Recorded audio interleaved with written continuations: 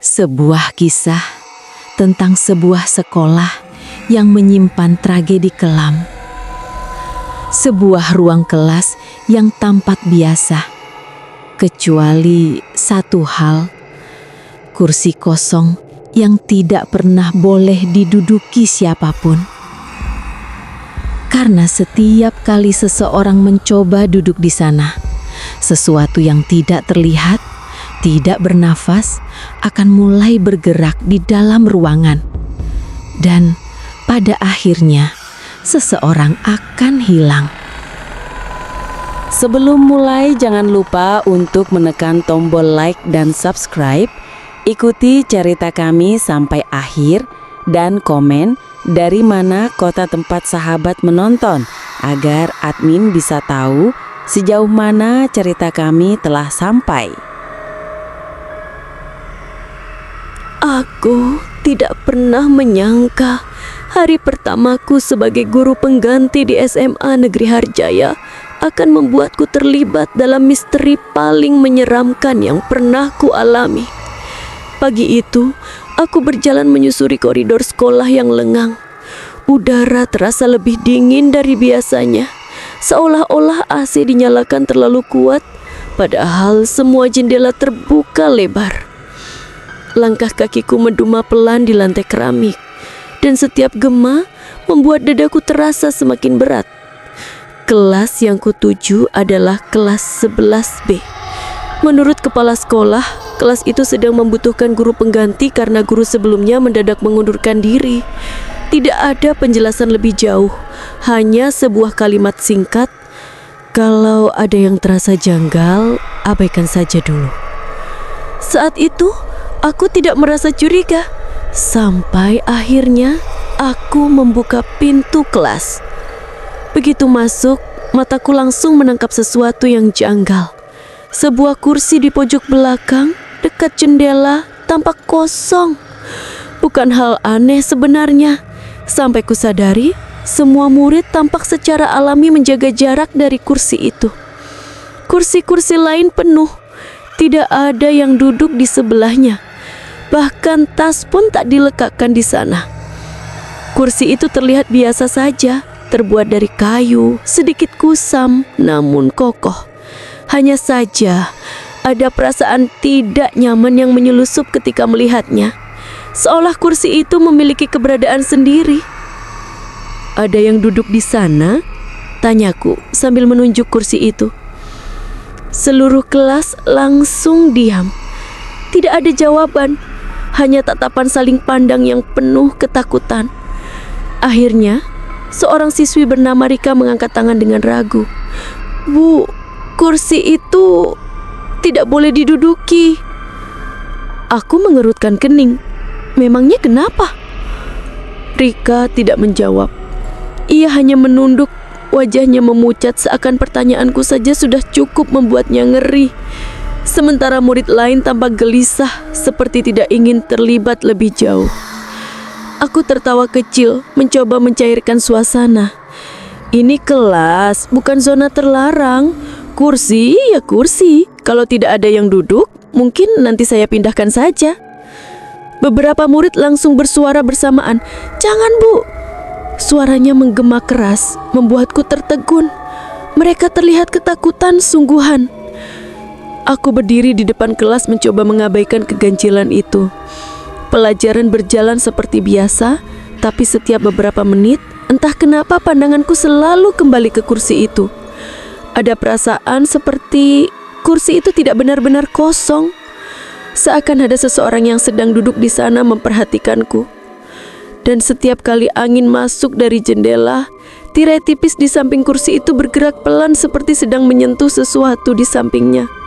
Lalu kursinya pun bergeser halus, hanya beberapa sentimeter, tapi cukup membuat bulu kuduku meremang. Aku mencoba mengabaikan itu.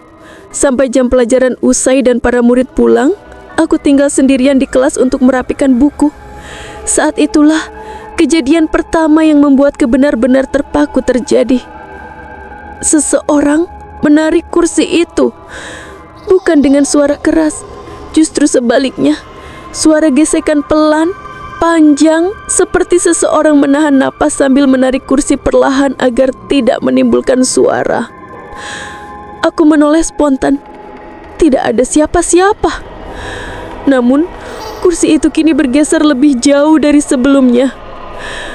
Aku menatap lantai. Bekas goresannya baru. Masih ada serpihan debu kayu halus di pinggir garis gesekannya. Jantungku berdebar. Ruangannya terasa lebih dingin dari sebelumnya. Aku merasa seperti diperhatikan. Lalu, dalam keheningan itu, aku mendengar sesuatu. Sebuah embusan napas tepat di telingaku. Pelan, dalam, seakan ada seseorang berdiri di sampingku dan ingin mengatakan sesuatu, tapi menahannya. Aku langsung menoleh, namun tetap tidak ada siapa-siapa. Ruangan tetap kosong, tapi kursi itu kini menghadapku. Seolah ada seseorang baru saja duduk di sana dan sekarang sedang menatapku tanpa berkedip. Sejak kejadian kursi itu bergerak sendiri, aku merasa ada sesuatu yang sangat salah dengan ruang kelas 11B. Malam setelah pulang dari sekolah, aku sempat terjaga hingga larut, memikirkan suara napas yang kudengar di telingaku. Semakin kupikirkan, semakin aku yakin bahwa itu bukan halusinasi. Suaranya terlalu nyata, terlalu dekat. Keesokan paginya, aku memutuskan mencari penjelasan dari guru-guru lain. Namun setiap kali aku menyinggung soal kursi kosong di kelas 11B, wajah mereka langsung berubah pucat atau berpura-pura sibuk dengan sesuatu. Tidak ada yang ingin membicarakannya. Sampai akhirnya, aku menemukan Pak Bram, guru matematika paling senior di sekolah itu, sedang duduk sendirian di ruang guru. Ia meneguk kopi sambil menatap kosong keluar jendela. "Pak, boleh tanya sesuatu?" Ia menoleh. Wajahnya tampak lelah. "Tentang apa?" "Kursi yang di pojok kelas 11B," jawabku pelan. Tangannya langsung berhenti di udara, menggenggam cangkir. Ia menatapku beberapa detik seperti sedang menilai apakah aku siap mendengar sesuatu atau tidak. "Bu, sebaiknya jangan ikut campur." "Tapi kursi itu bergerak sendiri kemarin. Ada yang aneh dengan kelas itu." Pak Bram menghela napas panjang. "Aneh, itu kata yang terlalu halus. Kursi itu sudah kosong sejak kejadian itu. Apa yang sebenarnya terjadi?" Ia menunduk. Jari-jarinya bergetar, lalu dengan suara hampir berbisik, ia berkata, "Kursi itu milik seorang murid bernama Dira." Aku terdiam menunggu kelanjutan cerita. Dira itu anak yang pendiam, tapi selalu duduk di kursi itu, tidak pernah pindah. Sampai hari dia hilang. "Hilang? Maksudnya, apa dia kabur?" Pak Bram menggelengkan. Andai semudah itu. Dia hilang saat jam pelajaran. Guru terakhir yang mengajar bilang Dila terlihat seperti sedang berbicara dengan seseorang, padahal tidak ada siapapun di sampingnya. Aku merasakan bulu kuduku berdiri. Lalu setelah itu, dia tidak pernah terlihat lagi, ucapnya. Kelas kosong sebentar untuk pergantian jam. Begitu guru berikutnya masuk, kursi itu bergeser, dan Dira sudah tidak ada. Aku menelan ludah. Polisi? Sudah dicari bertahun-tahun. Tidak ditemukan. Tidak ada petunjuk. Tidak ada CCTV yang merekamnya. Seolah Dira menghilang begitu saja dari dunia. Lalu Pak Bram menatapku lirih. Dan sejak itu, siapapun yang mencoba duduk di kursi itu akan mengalami sesuatu. Entah pingsan, kerasukan, mimpi buruk parah, bahkan ada yang berhenti sekolah tanpa alasan jelas. Aku terdiam lama, tidak tahu harus percaya atau tidak. Tapi kejadian kemarin membuat ceritanya terdengar terlalu mungkin untuk diabaikan. Sebelum aku pergi, Pak Bram memanggilku lagi. "Oh ya Bu, hati-hati kalau menemukan buku catatan." "Buku catatan?" "Buku harian punya Dira. Dia sering menuliskan sesuatu tentang teman yang hanya bisa dilihat olehnya. Kalau ibu menemukannya, jangan dibaca sendirian. Kata-kata itu membuatku semakin gelisah. Hari itu ketika aku masuk kelas 11B, suasananya berbeda. Lebih pengap, lebih sunyi, seolah dinding-dinding kelas menahan napas. Murid-murid pun tampak tidak fokus belajar. Beberapa dari mereka terus melirik ke kursi kosong itu. Saat istirahat ketika kelas sepi, aku memutuskan memeriksa laci meja yang berada paling dekat dengan kursi tersebut. Aku tidak tahu kenapa, tapi ada dorongan kuat dalam diriku untuk melakukannya. Dan di sanalah aku menemukannya. Sebuah buku kecil berwarna hitam, lusuh, dengan sampul yang tampak seperti sering terkena tangan berkeringat. Tidak ada nama di sampulnya, hanya goresan kecil yang membentuk huruf D. Jantungku berdegup. Aku membuka halaman pertama. Tulisan tangan kecil dan rapi memenuhi halaman. Dia duduk di sebelahku lagi hari ini. Dia bilang kursi itu tak boleh kosong. Aku menutup buku itu cepat-cepat. Tiba-tiba ada suara keras dari belakangku. Kursinya bergerak lagi. Namun kali ini bergeraknya lebih jauh. Seolah ada seseorang berdiri dari kursi itu dengan kasar. Aku membeku. Dan di lantai, tepat di bawah kursi itu, ada bekas jejak kaki kecil masih basah. Sejak menemukan buku harian itu, perasaan tidak nyaman terus mengikuti setiap langkahku. Rasanya seperti ada sesuatu yang menempel di punggungku, mengawasi dari balik bayangan. Aku mencoba bersikap normal di depan murid-murid, tetapi mataku selalu tertarik kembali ke kursi itu. Kursi yang kini terasa seperti pusat dari sesuatu yang hidup. Hari itu, setelah pelajaran selesai, aku memutuskan untuk lembur di sekolah. Banyak tugas yang harus diperiksa, dan ruang kelas 11B adalah satu-satunya tempat yang cukup tenang. Matahari perlahan turun, meninggalkan sinar jingga yang memantul melalui jendela. Ketika suasana mulai gelap, aku menyalakan lampu kelas, dan baru saat itu aku sadar, kursi kosong itu tidak berada di tempat semula. Aku menghembuskan napas pelan, mencoba untuk tidak panik. Mungkin murid tadi siang menggesernya, gumamku, meski aku sendiri tidak yakin. Aku kembali duduk dan membuka buku tugas, berusaha tidak memikirkan apapun. Namun baru beberapa menit berlalu, aku mendengar suara pelan dari sudut ruangan. Tok, tok, tok, seperti bunyi kuku atau jari mengetuk meja. Aku menoleh cepat. Tidak ada siapa-siapa, hanya kursi itu. Aku menelan ludah. Ini cuma imajinasi, pikirku, memaksa diri tetap tenang. Namun suara itu kembali. Tok, tok, tok. Lebih cepat, lebih gelisah. Kali ini aku berdiri, mendekati kursi itu perlahan. Rasanya kakinya berat sekali, seolah tubuhku menolak untuk bergerak. Saat aku berada kurang dari 2 meter dari kursi tersebut, udara di sekitarnya terasa lebih dingin. Seperti berdiri di dekat kulkas yang pintunya terbuka. Lalu, sesuatu terjadi.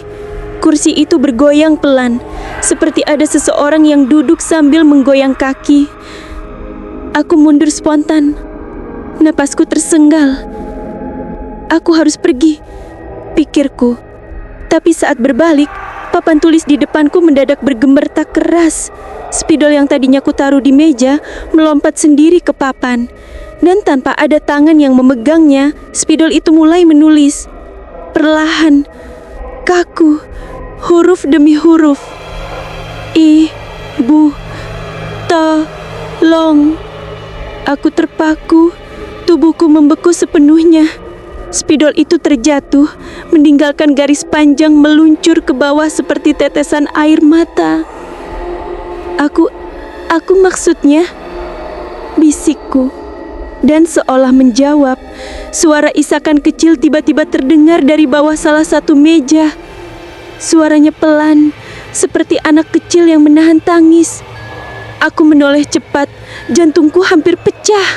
Suaranya datang dari bawah meja yang berada tepat di samping kursi kosong itu. Aku memberanikan diri mendekat, menunduk perlahan.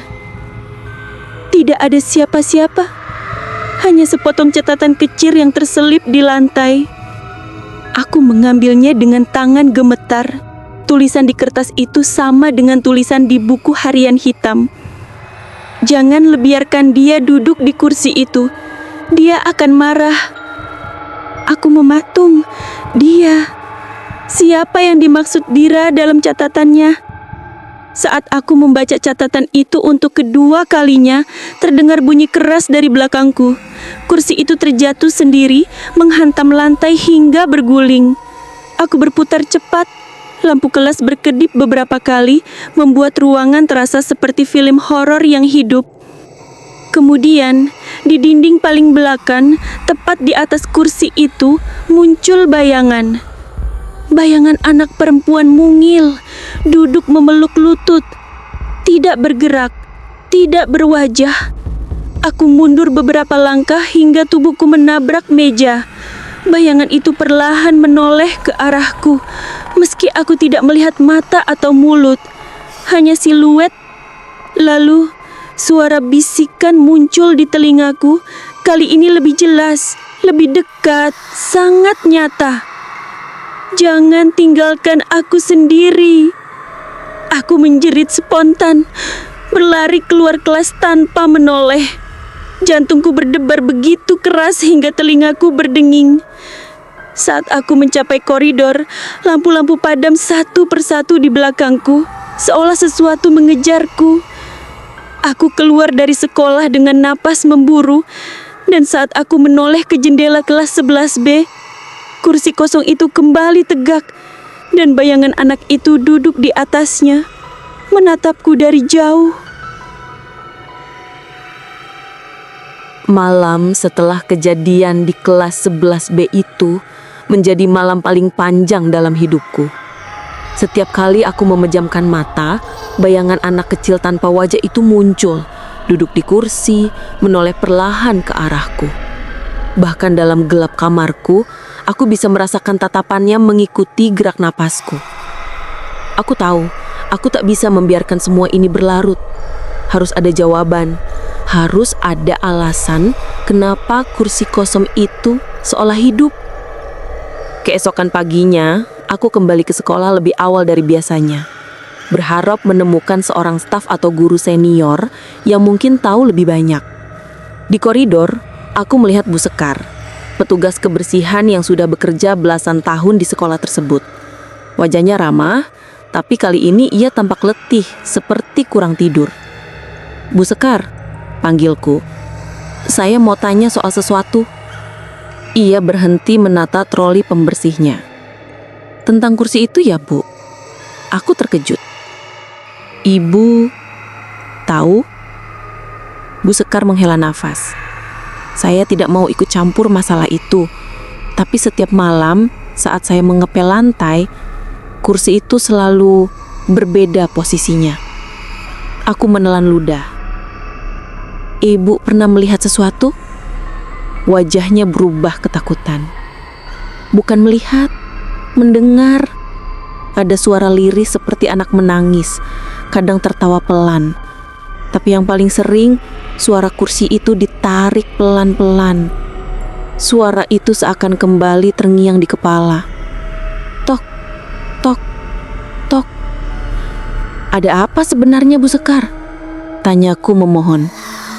Ia menunduk lama, kemudian menjawab dengan suara serak.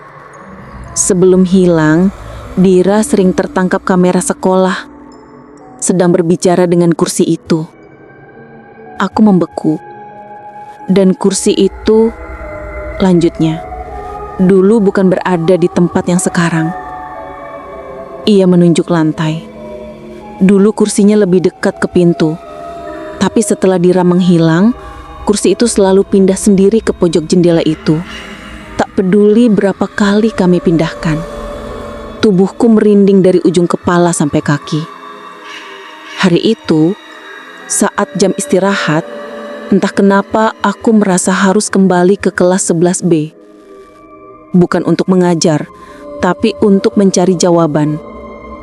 Aku membawa buku harian hitam Dira, berharap ada petunjuk lain. Saat membuka pintu, ruangan itu kosong, sunyi sekali. Aku duduk di meja guru, membuka halaman berikutnya. Tulisan Dira semakin kacau. Goresannya semakin gelap, seperti ditulis dengan tangan gemetar. Teman baruku bilang aku harus tetap duduk bersamanya. Dia tidak suka kursinya kosong. Jika aku pergi, dia akan mencari orang lain.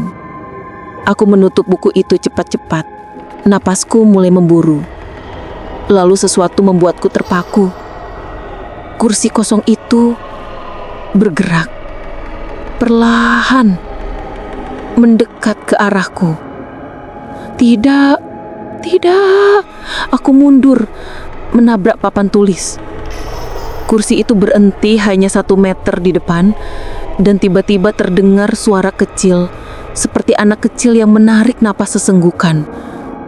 Bu, aku langsung membeku. Suara itu bukan berasal dari belakangku, bukan dari pintu, bukan dari lorong. Suara itu berasal dari kursi itu. Bu, tolong saya. Suaranya lirih, putus asa. Namun di baliknya ada suara lain, lebih dalam, lebih berat, tumpang tindih seperti 2 suara yang berbicara bersamaan. Aku menutup telinga, tapi suara itu tetap terdengar. Jangan tinggalkan aku. Duduklah. Temani aku. Jangan kursi itu kosong. Suhu ruangan turun drastis. Napasku terlihat seperti uap saat keluar dari mulut. Aku ingin lari, tapi kakiku terasa terpaku. Semua suara berhenti mendadak. Dan dalam keheningan yang menyesakkan itu, ada tangan kecil pucat muncul dari samping kursi. Tangan itu menggenggam ujung meja, merayap keluar. Lalu perlahan wajah kecil muncul dari balik kursi itu. Wajah seorang anak perempuan, pucat, tak berbentuk jelas, hanya mata hitam pekat yang menatapku, kosong, menyedot seluruh cahaya.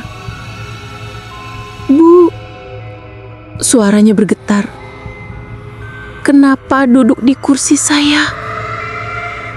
Aku membeku. Aku tidak duduk di kursimu. Jawabku terbata-bata. Anak itu tersenyum, senyum kecil tapi sangat salah, dan berkata pelan, "Kalau begitu, ayo duduk bersama." Kursi itu bergeser cepat ke arahku, seperti ditarik sesuatu yang tak terlihat. Dan pintu kelas menutup dengan keras. Gelap. Gelap menyelimuti ruangan ketika pintu kelas tertutup dengan keras. Aku membeku, berdiri di dekat papan tulis tanpa tahu harus berbuat apa. Nafasku pendek-pendek dan tak terasa sesak, seolah udara di ruangan itu diisap oleh sesuatu yang tak terlihat. Bu, suara itu terdengar lagi. Pelan, dekat, menyeret. Aku menatap ke arah kursi itu, yang kini berhenti tepat di depanku. Anak perempuan itu, atau apapun wujud yang menyerupai Dira, masih berdiri di sampingnya. Tubuhnya kecil, rambutnya panjang menutupi sebagian wajah, tetapi mata hitam pekat itu tetap terasa menembus jiwaku. Kursi ini gak boleh kosong, ucapnya lirih. Aku berusaha mengumpulkan keberanian. Kamu, Dira? Tubuh kecil itu perlahan menggeleng. Bukan Dira. Dan tiba-tiba suasana menjadi lebih menyesakan. Aku temannya, teman yang selalu ada di sini. Aku menelan ludah. Lalu, di mana Dira? Ia tersenyum. Senyum tipis yang membuat seluruh bulu kudukku berdiri. Dira sudah duduk di kursinya. Sekarang, giliran Bu Guru duduk di kursi sebelahnya. Kursi itu bergerak lebih cepat, menyentuh kakiku. Aku mundur panik, tetapi kursi itu mengejarku seperti makhluk hidup. Aku gak mau duduk, teriakku. Ruangan bergetar seketika.